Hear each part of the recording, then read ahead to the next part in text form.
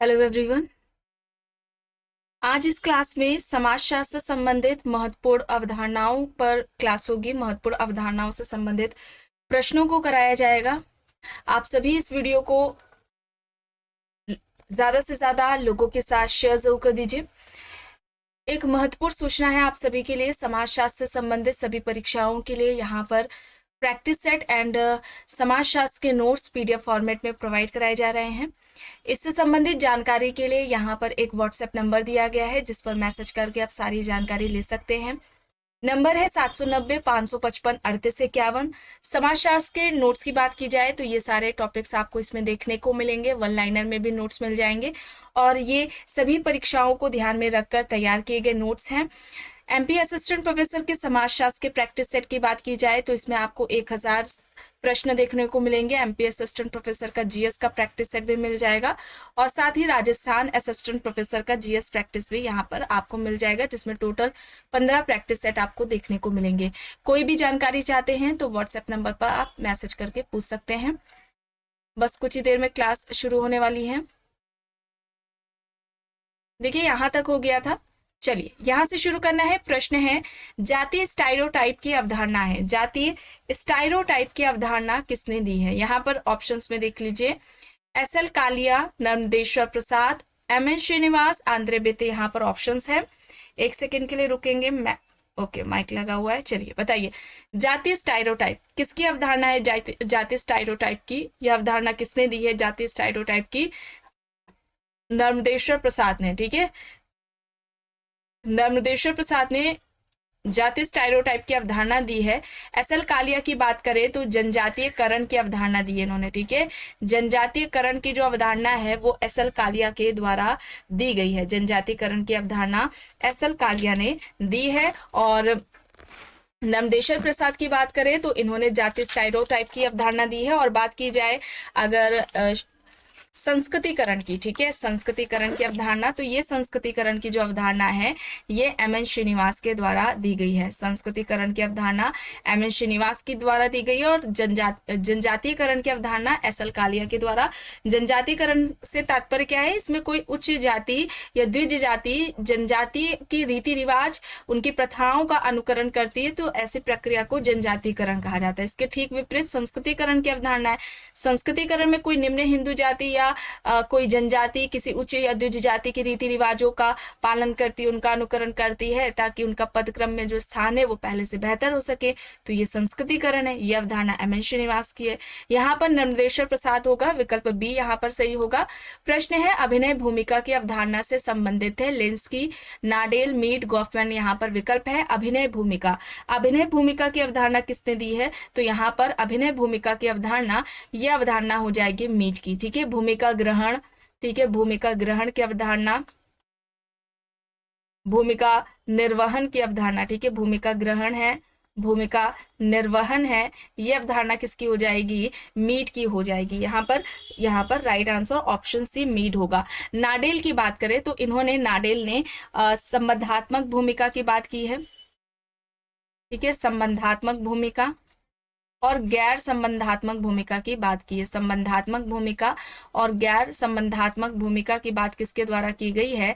नाडेल के द्वारा की गई है। ये भी आपको बात याद रखनी है, इंपॉर्टेंट है, अक्सर परीक्षाओं में पूछी जाती है। गॉफमैन की बात की जाए तो गॉफमैन ने भूमिका दूरी की अवधारणा दी है। भूमिका दूरी की संपूर्ण संस्था की अवधारणा दी है गॉफमैन ने। चलिए आगे चलते हैं। प्रश्न है, पीड़ाकारी परिस्थिति की अवधारणा। ऑप्शंस में देखिए, यहाँ पर है H D. Kirk, Hiller, Bierstedt, Lenski. पीड़ाकारी परिस्थिति, पीड़ाकारी परिस्थिति की अवधारणा किसकी है?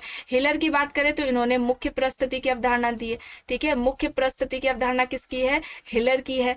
यहाँ पर अगर हम बात करें पीड़ाकारी परिस्थिति की तो यह अवधारणा किसकी हो जाएगी? बियरस्टेट की है। ऐसी परिस्थिति जिसे व्यक्ति नहीं अपनाना चाहता है, तो यहाँ पर ऑप्शन सी होगा, बियरस्टेट होगा। पीड़ाकारी परिस्थिति की अवधारणा बियरस्टेट की है। और एच.डी. किर्क की बात करें तो एच.डी. किर्क ने भूमिका विकलांगता की अवधारणा दी है। भूमिका विकलांगता, ठीक है, भूमिका विकलांगता की जो अवधारणा है ये किसकी है? भूमिका विकलांगता की अवधारणा ये एच.डी. किर्क के द्वारा दी गई है। ठीक है, भूमिका विकलांगता की अवधारणा एसडी किर्के इंपॉर्टेंट है, यहाँ पर बियरस्टेट होगा, ऑप्शन सी यहाँ पर राइट होगा। प्रश्न है भूमिका चमकीकरण की अवधारणा से संबंधित है, ऑप्शंस में हेलर है, मर्टन है, एच.टी. मीड है, जी.एच. मीड है और लिंस्की है। भूमिका चमकीकरण, भूमिका चमकीकरण किसकी अवधारणा है? भूमिका चमकीकरण तो यह जी लेंस्की की है, ठीक है, जी लेंस्की की है, ऑप्शन डी यहाँ पर राइट आंसर हो जाएगा। प्रश्न है ध्रुवीय प्रस्थिति या युग्मीय प्रस्थिति, है ना, ये युग्म प्रस्थिति इस तरीके से पूछा जाता है जो कहे कि यह जोड़े के रूप में होती है, जैसे माता पिता पति पत्नी है, अध्यापक छात्र है, दुकानदार ग्राहक है। तो ये जो ध्रुवीय प्रस्थिति है ये अवधारणा किसकी हो जाएगी? बियरस्टेट की हो जाएगी, ठीक है। बियरस्टेट के पुस्तक का नाम क्या है? द सोशल ऑर्डर है, द सोशल ऑर्डर है ये भूमिका प्रस्थिति की अवधारणा है। 1970 में यह पुस्तक आती है, यहाँ पर विकल्प बी हो जाएगा, ऑप्शन बी यहाँ पर राइट है। और ओपलर की बात की जाए तो ओपलर की अवधारणा जो एक इंपॉर्टेंट है ये है सांस्कृतिक लय की। सांस्कृतिक लय की अवधारणा किसके द्वारा दी गई है? ओपलर के द्वारा दी गई है। मर्टन की बात की जाए तो मर्टन ने मध्य अभिसीमा का सिद्धांत दिया है, ठीक है, मध्य अभिसीमा का सिद्धांत मर्टन द्वारा दिया गया है। चलिए अब यहाँ पर देखिए प्रस्थिति सकुल स्टेटस सेट का कॉन्सेप्ट किसका है? लर्नर, लिंटन, नाडेल, मर्टन है ऑप्शंस में। प्रस्थिति सकुल यानी कि स्टेटस सेट। अब देखिए व्यक्ति की सिर्फ एकमात्र ही प्रस्थिति नहीं होती है, जैसे कि दो तरह के लिंटन ने प्रस्थिति की बात की थी, प्रदत्त प्रस्थिति और अर्जित प्रस्थिति। प्रदत्त प्रस्थिति जो कि व्यक्ति जन्म से ही प्राप्त कर लेता है, जन्म से जो प्राप्त होती है, जैसे कि लिंग है, जाति है। और वहीं पर अगर हम अर्जित परिस्थिति की बात करें तो ये व्यक्ति अपनी योग्यता स्किल से प्राप्त करता है, जैसे टीचर है, आईएएस ऑफिसर है, डॉक्टर बन रहा है। तो अगर हम कहें कि हम स्टेटस सेट की बात करें तो व्यक्ति की सिर्फ एक ही परिस्थिति नहीं होती है, व्यक्ति कुछ परिस्थिति जन्म से मिलती है व्यक्ति को, कुछ वह अपनी योग्यता से प्राप्त करता है। तो व्यक्ति की सभी परिस्थितियों को मिला दे तो या हम यूं कहें कि परिस्थिति के योग को ही प्रस्थिति सकुल कहा जाता है, स्टेटस सेट कहा जाता है। और ये कॉन्सेप्ट किसका है? मर्टन का है, रॉबर्ट किंग मर्टन का है। तो यहाँ पर विकल्प डी हो जाएगा, ठीक है, ऑप्शन डी यहाँ पर राइट आंसर हो जाएगा। और इसके अलावा बहुल भूमिका की अवधारणा मर्टन ने दी है, प्रस्थिति क्रम की अवधारणा दी है, प्रस्थिति क्रम है, प्रस्थिति प्रतिमान की अवधारणा दी है इन्होंने, प्रस्थिति प्रतिमान की अवधारणा इन्होंने दी है मर्टन ने। चलिए आगे देखते हैं। प्रश्न है भूमिका संघर्ष की अवधारणा के प्रवर्तक है Ralph Linton, Parsons, Cohen, Merton options हैं। भूमिका संघर्ष की अवधारणा किसकी है? तो भूमिका संघर्ष की बात की जाए तो ये अवधारणा किसकी हो जाएगी? मर्टन की हो जाएगी, Robert king Merton. Option D यहाँ पर राइट आंसर हो जाएगा, ठीक है, विकल्प डी यहाँ पर सही है। लिंटन ने दो तरह की बात की थी। लिंटन ने तो सबसे पहले सर्वप्रमुख किसने प्रस्थिति एवं भूमिका की बात की है, या प्रस्थिति भूमिका की अवधारणा के जनक कौन है, इस तरीके से प्रश्न पूछा जाता है तो याद रखिएगा लिंटन है। और किस बुक में बात की है? द स्टडी ऑफ मैन में। डायरेक्टली बुक भी पूछी जाती है, द स्टडी ऑफ मैन है, डायरेक्टली बुक पूछी जाती है, ये बुक किसकी है? और ये इस एक प्रश्न बनता है कि लिंटन ने किस पुस्तक में प्रस्थिति और भूमिका की बात की है? तो द स्टडी ऑफ मैन में 1936 में आती है पुस्तक, इस पुस्तक में प्रस्थिति और भूमिका की बात की है। और यहाँ पर भूमिका संघर्ष के बारे में पूछा जा रहा है तो विकल्प डी यहाँ पर राइट आंसर हो जाएगा। पार्सन्स की बात की जाए तो संस्थाकरण की अवधारणा पार्सन्स की है, संस्थाकरण की अवधारणा है, द्वितीयक संस्था की अवधारणा है, ठीक है, द्वितीयक संस्था की अवधारणा। ये सारे कॉन्सेप्ट्स पार्सन्स के हो जाएंगे, संस्थाकरण और द्वितीयक संस्था, ठीक है। तो यहाँ पर ऑप्शन डी मर्टन होगा। प्रश्न है द्वितीयक विचलन। अब देखिए विचलन है द्वितीयक, बताइए Edwin Lemert, Elliott and Merrill, Durkheim, Marx यहाँ पर ऑप्शंस है। द्वितीयक विचलन की अवधारणा किसने दी है? देखिए लेमर्ट ने दो तरह के विचलन की बात की थी, एक तो प्राथमिक विचलन है और दूसरा द्वितीयक विचलन है, ठीक है, प्राथमिक विचलन और द्वितीयक विचलन। तो यह अवधारणा किसकी हो जाएगी? लेमर्ट की हो जाएगी, यहाँ पर ऑप्शन ए हो जाएगा। और किस पुस्तक में लेमर्ट ने विचलन की बात की है? तो याद रखिएगा सोशल पैथोलॉजी के नाम से इनकी पुस्तक है, 1951 में आती है, ठीक है, इसमें इन्होंने विचलन की बात की है, ठीक है। और मार्क्स की बात करें तो मार्क्स ने अलगाव की बात की है, ठीक है, मार्क्स ने अलगाव की बात की है। ये याद रखिएगा। चलिए अब यहाँ पर देखिए, प्रजनन परिवार की अवधारणा के प्रवर्तक है मर्डॉक, गुडे, लीच, वार्नर ऑप्शन है। प्रजनन परिवार, तो देखिए वार्नर की जब आती है तो ये परिवार के दो प्रकार बताते हैं, जन्म मूलक परिवार और दूसरा हो जाएगा प्रजनन मूलक परिवार। जन्म मूलक परिवार की बात करें हम,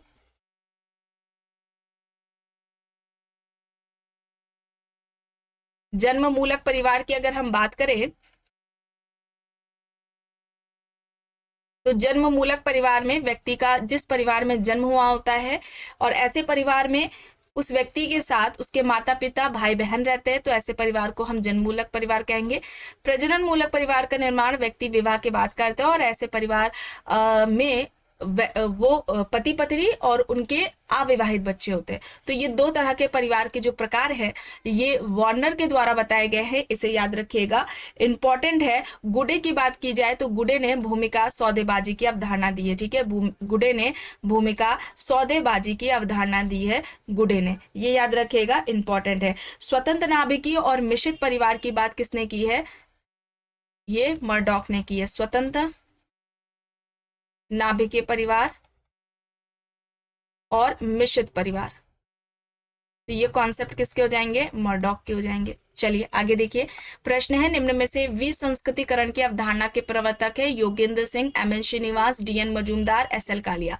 बात आती पहले कर लेते हैं हम संस्कृतिकरण की। तो संस्कृतिकरण की अवधारणा किसने दी है, ये एमएन श्रीनिवास ने दी है। अब प्रश्न आता है कि संस्कृतिकरण कैसी प्रक्रिया है, किसे हम कहेंगे संस्कृतिकरण। एक स्टेटमेंट दे दिया जाता है, उसमें बताना होता है कि ये संस्कृतिकरण है। तो संस्कृतिकरण में क्या होता है, कोई निम्न हिंदू जाति या कोई जनजाति किसी उच्च या द्विज जाति के रीति रिवाज, उनकी प्रथाओं, उनकी शैलियों का अनुकरण करती है और यह अनुकरण कई पीढ़ियों तक करती है ताकि उनका जाति पदक्रम में जो स्थान है वो पहले से बेहतर हो सके। यही क्या है, संस्कृतिकरण है। और इस संस्कृतिकरण की अवधारणा को, ठीक है, इस संस्कृतिकरण की अवधारणा को योगेंद्र सिंह ने विचारधारा ग्रहण करने की प्रक्रिया बताया था, या हम कहें अग्रिम समाजीकरण की जो अवधारणा है ये संस्कृतिकरण को कहा था, ठीक है, अग्रिम समाजीकरण की अवधारणा इन्होंने कहा था। तो इस तरीके से प्रश्न परीक्षाओं में पूछा जाता है। और religion and society among the कुक्स of south India, ये इस तरीके से इनकी पुस्तक है श्रीनिवास की, और इसी पुस्तक में इन्होंने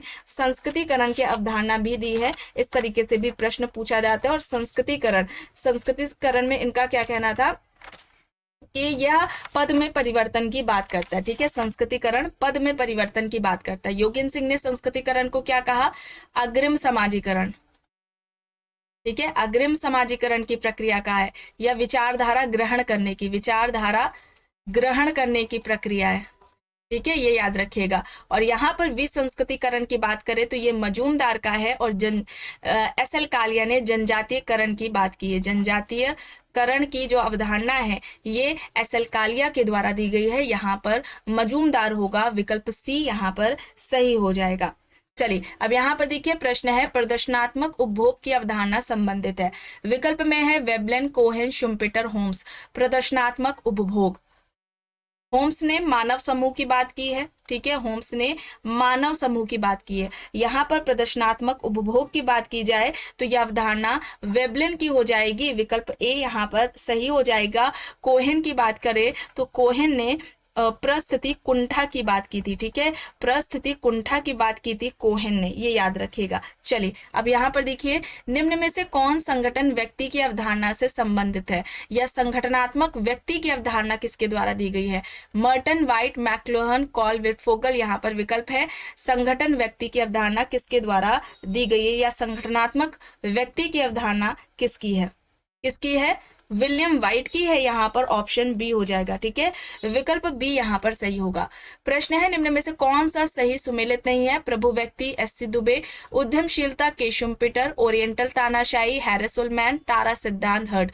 सही सुमेलित नहीं है यह बताना है। तो प्रभु व्यक्ति की बात की जाए, ये श्यामाचरण दुबे के द्वारा अवधारणा दी गई है, ये बिल्कुल सही है। उद्यमशीलता शुम्पेटर की है। ओरिएंटल तानाशाही की बात करें तो ये हैरिस उलमैन की नहीं है, ठीक है, ये किसकी है, कॉल विटफोगल की है, कॉल विटफोगल की अवधारणा है। ओरिएंटल तानाशाही की। तारा सिद्धांत नगर से संबंधित है, ये हट के द्वारा दिए गए, सही है।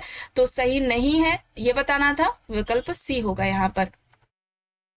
अतिरिक्त उत्पादन का सिद्धांत Kingsley Davis, Karl Marx, Sadler, Garrison option है। अतिरिक्त उत्पादन, अब यहाँ पे बहुत से बच्चे गलत करेंगे।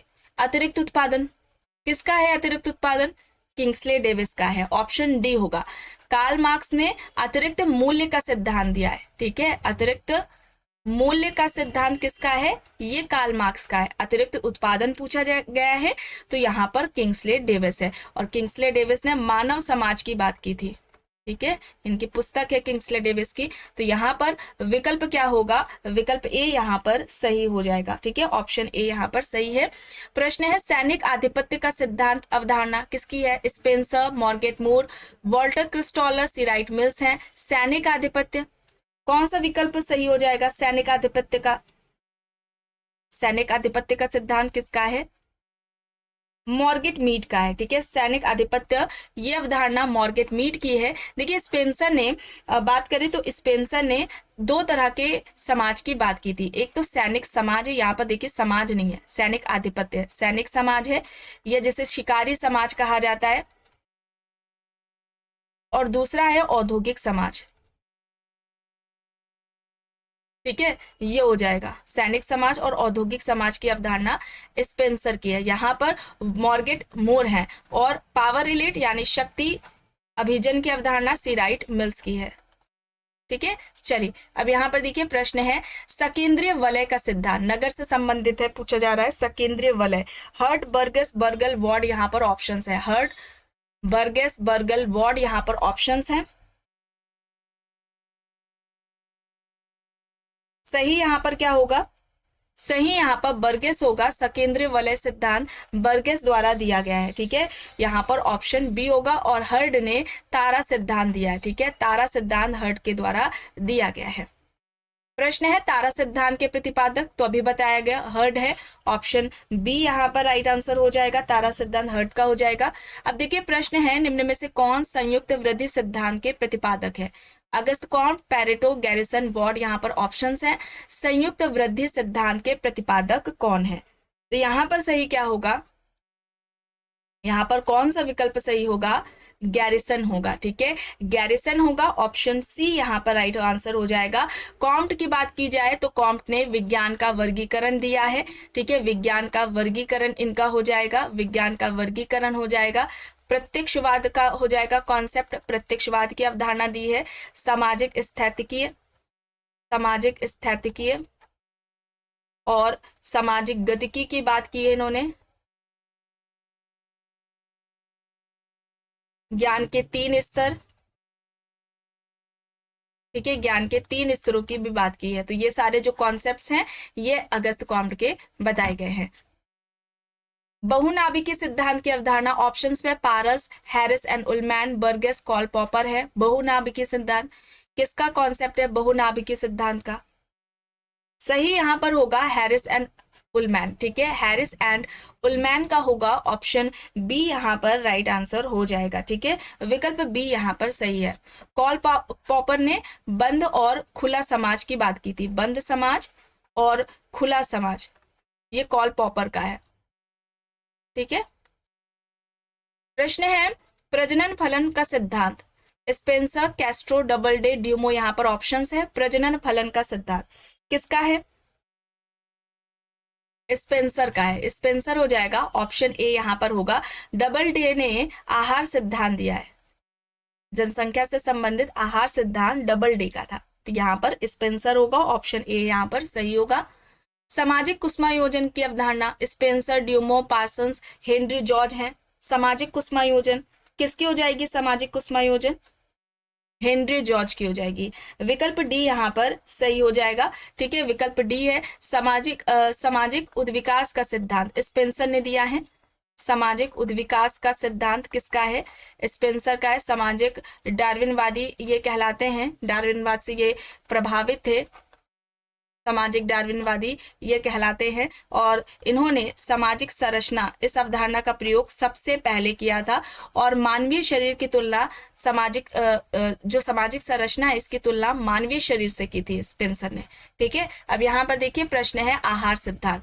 तो अभी बताया गया आहार सिद्धांत डबल डे ने दिया था, सैडलर ने जनसंख्या का घनत्व सिद्धांत दिया। ठीक है, सैडलर ने जनसंख्या का घनत्व सिद्धांत दिया है। जनसंख्या प्रत्येक 25 वर्षों में 2 गुनी हो जाएगी, इस तरीके से स्टेटमेंट पूछा जाता है। ये माल्थस के द्वारा कहा गया है। अब यहाँ पर बंद समाज की अवधारणा के प्रवर्तक पूछा जा रहा है। यहाँ पर मैकेवर, डेविस, कॉल पॉपर, सिमेल दिए गए हैं। बंद समाज की बात किसने की है? तो बंद समाज की बात करें तो बंद समाज और खुले समाज की बात किसने की है? कॉल पॉपर ने की है। खुला समाज और बंद समाज, ये अवधारणा किसकी हो जाएगी?